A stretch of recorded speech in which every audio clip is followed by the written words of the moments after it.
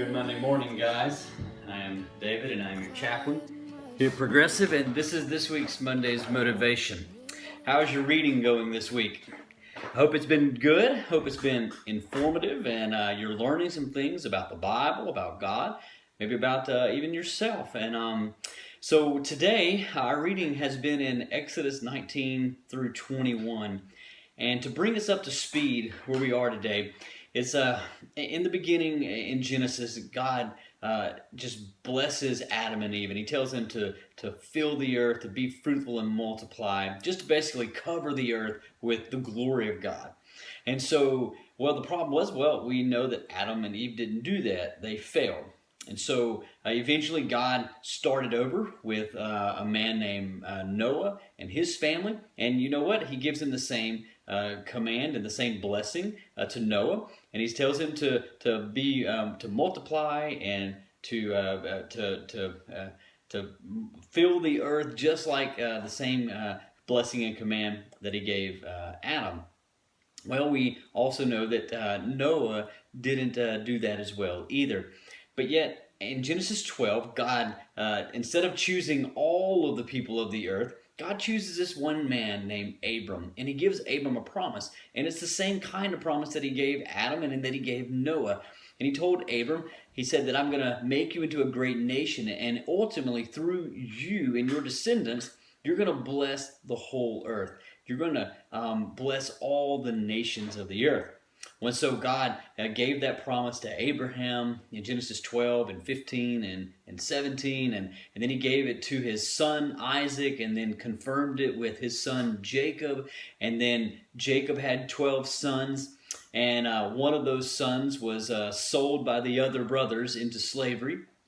That was Joseph, we talked about last week, and they found themselves living in Egypt.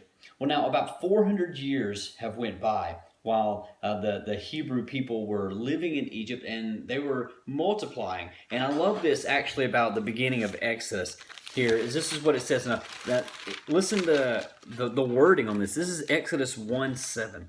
It says, "But the people of Israel were fruitful and increased greatly. They multiplied and grew exceedingly strong, so the land was filled with them." That's just like what was said in Genesis to Adam and to Noah and to Abram. These ideas about filling the land, of being fruitful and multiplying. Well, here we see that Israel's doing that in the land of Egypt. Well, the problem comes. A Pharaoh arises that doesn't know anything about Joseph and doesn't really like the Hebrew people. And so he enslaves them all, and they stay enslaved for all this time, and they cry out to God. So God chooses this man named Moses. And you can read about that if you haven't got there. It's in the first part of Exodus. And He calls Moses to lead His people out of slavery in Egypt. Well, we have these plagues that come up in Exodus chapter 5 through 12. And God judges Egypt and punishes them with these plagues because Pharaoh is just ruthless. He won't relent, and he won't free these people. Eventually, the last plague is the death of the firstborn, and then we have this Exodus 12 Passover a picture here that Hebrews even today celebrate. And this is where God is going to lead them out of Egypt. And so God does that. He miraculously leads them through the Red Sea. The Egyptian army follow, and the Hebrews make it out into the other side, and then the walls of the water crash down around the Egyptian army. And then they all sing this wonderful praise song, actually the first song in the Bible, Exodus 15. And what we get to then is, what I want to look at today is Exodus 19, because this is where they come to. They're walking in the wilderness, and they get to this mountain. We don't know what mountain they're at, but they're at a mountain, and it's literally called the Mountain of God. I mean, you're God, so I guess you have to have a mountain, right? And so it says, on the third new moon, this is 3 months after they left Egypt, after the people of Israel had gone out of the land of Egypt, on that day they came into the wilderness of Sinai. They set out from Rephidim and came into the wilderness of Sinai, and they encamped in the wilderness. There Israel encamped before the mountain, while Moses went up to God.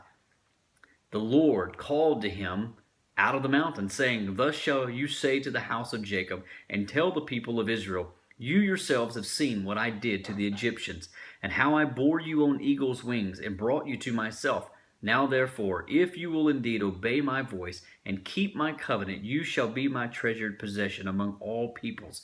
For all the earth is mine, and you shall be to me a kingdom of priests, and a holy nation. These are the words that you shall speak to the people of Israel. So here they are. The people are at the bottom of the mountain. Moses has been up on the mountain to speak with God, and God gives him these words. And the first thing that God does is he reminds Moses to remind the people of what God had done. I mean, how God had acted on their behalf. Really, how God had been gracious to them. He says that you yourselves have seen, this is verse 4, you yourselves have seen what I did to the Egyptians. What did they see? Well, they saw how God judged the Egyptians. Each one of those plagues that God did was actually in a response to a god of the Egyptians. And so really this is a battle of the gods that is we see going on here. And so like the plague of the frogs, so to speak, for instance, is really the frog was this idea of fertility, the fertility god in Egypt. And so here God is just making these frogs just so plentiful that they're just destroying everything. They're just annoying, and then only God can take them away. So this is just this battle of the gods, and we see that God won this in Exodus 5 through 12. And so he says, he's reminding them of what he did and how he freed them from slavery. You yourselves have seen what I did to the Egyptians, how I bore you on eagle's wings and brought you to myself. Every person who has experienced the grace of God in salvation understands this verse. We didn't do anything that made God want to save us. There's nothing good in us. We're actually just enslaved in our sin. We're being beat up and broken down and entrapped by this sin we can't seem to get free of. And yet here is God. He comes in. We hear the gospel, and God comes in by his grace. He saves us out of that. He brings us. He draws us to himself. And he bears us up on eagle's wings. I mean, he protects us. He nurtures us. He cares for us as he brings us to himself, and that we are saved by the gospel. But then he says this next thing. He says, now therefore, this is conditional, right? Now therefore, if you will indeed obey my voice and keep my covenant, you shall be my treasured possession among all peoples, for all the earth is mine. Now I want you to understand what God's saying here is that God actually looks to the past first, because what God has done for us in the past is actually what is the reason why God expects from us now. And so what he does is he says, because I saved you out of slavery, now if you will indeed obey my voice and keep my covenant, then you're going to be my treasured possession. See, here's the problem with a verse like this, is many times we want to operate with that in reverse. I mean, God could have said, if you will indeed obey my voice and keep my covenant, well, then I will rescue you out of Israel, or out of Egypt, out of slavery. But that's not what God said. He actually rescued them first. He saved them first. This is said to saved people. And then God says, now, therefore, since you were saved, since you have been rescued out of slavery, you need to obey my voice, and you need to keep my covenant. I mean, we can't get this backwards. We can't work for our salvation. There's nothing we can do to earn God's salvation, just like Israel couldn't have done it. And so God saved them, but then he gave them his covenant, and he gave them he gave them conditions, because honestly, there's something serious here, is that we need to obey what God's calling us to do. God demands complete and total obedience. And, well, let's see what happens. Verse 5, or verse 6, and you shall be my treasured possession. By the way, treasured possession is like God saying, you're going to be my crown jewel. If you will keep my covenant and you will obey my word fully all the time, you're going to be my treasured possession, my crown jewel among all peoples, for all the earth is mine. In verse 6, and you shall be to me a kingdom of priests and a holy nation.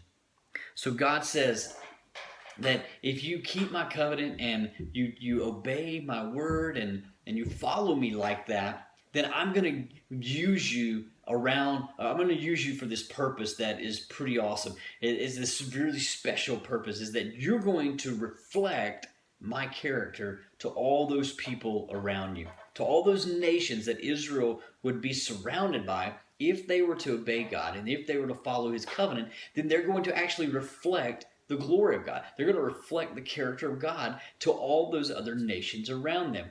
Well, here's the problem, is that we see that we can read the rest of the Old Testament, and Israel didn't do that. They failed at that because it's too hard to keep the covenant all the time, to keep God's law. It's so hard to do. No one can do it. Israel didn't do it because you had to be perfect at it. God demands perfection, right? Well, what would that do? Well, it should be some bad news because I can't do it. You can't do it. Israel didn't do it. So what do? Well, there's this guy who is not just a guy. He is God himself, and his name is Jesus. And so all of these texts like this are pointing us straight to Jesus that would come in the future, to when this was written here. And so Jesus came, and he lived this perfect, sinless life. He actually fulfilled the covenant, right? I mean, he was perfect all the time. And because he fulfilled the covenant, he could go to the cross and die for those who could not fulfill the covenant, who could not keep God's law all the time. And because of Jesus, in him, the covenant has been fulfilled. Like, we don't have to try to fill these conditions anymore, because it's been done. Jesus did it. Jesus accomplished it. It's finished. It's over, done with. It's been done. And Jesus has done that. So what our faith is in now is not in our keeping the covenant, but our faith now is in what Jesus has done for us. Jesus has already done it. And because he's done it, we are the same. I mean, we are his treasured special possession. We are a kingdom of priests. We're a holy nation. We're the people of God, not by what we are and who we are, but because of what Jesus has done. So I hope that's giving you some little insight this morning on Exodus 19, 1 through 6. And I hope you guys are just loving reading the Bible. I love the Bible. I hope that you will begin to just love the Bible as much as I do. And that you will continue to read on. And wherever you are, catch back up with us if you can. Use those videos. Those videos are awesome. They help you do that. And I hope you guys have an awesome, a safe, and a productive work week.